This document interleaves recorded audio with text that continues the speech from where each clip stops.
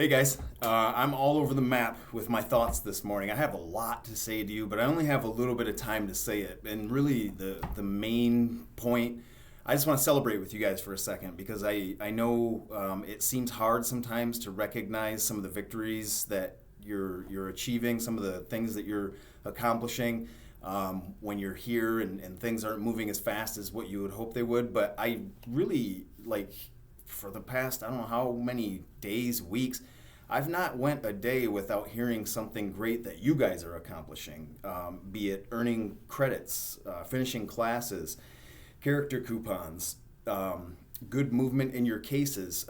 Recently, and this has been a kind of a really cool thing, you guys, because this shows you what's possible, okay?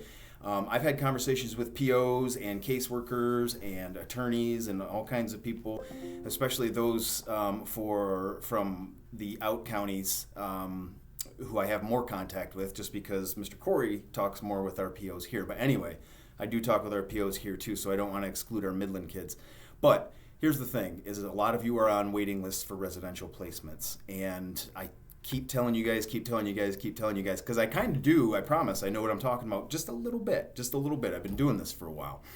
You guys write the story, you write the reports, and so all the information that goes back to your caseworkers, your POs, and your judges or referees, that's what they use to make the decisions on where you go. And a lot of counties are they're doing this new thing where they're looking at what you do here and your time spent here, and they're kind of going, man, it'd be hard to justify sending that kid to the next placement for several months or however, being that they've been just excellent at the JJC.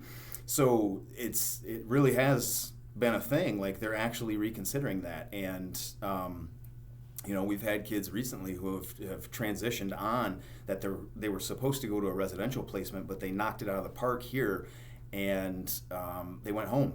Maybe on a tether, maybe with some community-based services or whatever, and they're back and they're doing good. So keep that fresh in your mind. But I've had those conversations with a lot of POs lately, so I want to celebrate that with you guys, and you should too. Celebrate yourself. The other thing I wanted to tell you was the importance of advocating for yourself. And I never realized that me, in the situation that I was growing up, could actually stick up for myself. I kind of just let the world just boom, boom, boom, just roll me over, And there's a difference between advocating for yourself and arguing for yourself. Advocating for yourself is recognizing these victories that you're achieving and the things that you're doing and the changes you're making and saying, hey, listen, I've been working really hard and I'd love if, I can continue to have the opportunity to show that I've made the changes that are necessary. If I'm fortunate enough to have that opportunity, great. If not, I'll just keep working hard. Arguing for yourself is, I want out and I want off probation just because I said so, because it sucks and it's boring and all the things.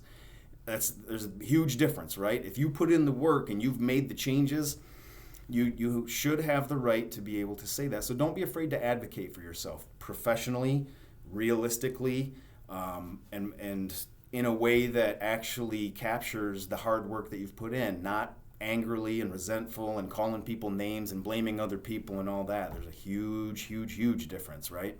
Advocating for yourself is owning your past mistakes or past thinking errors and things that, got us in a bad situation and saying, I've put in the time and the work to change it, and I'd like the opportunity to show that. So, okay, those were two things. Gosh, lots of stuff going through my brain. You guys are doing great, though, and I talked with Miss Jolene yesterday. I think it was yesterday. We were texting back and forth about how you're doing in the classroom. I think I'd like to highlight that for a lot of people, for our judge and for your POs, caseworkers, and all that. So I'll be making that well known too, because every time we walk by that classroom, you guys are on point and you're staying busy and you're getting things done, and it's showing in your classes that you're finishing and the percentages that you're making. So just, again, celebrate yourselves. Lastly, I have an idea that from now on, well, at least once a week, I think I'm going to do like a guest appearance.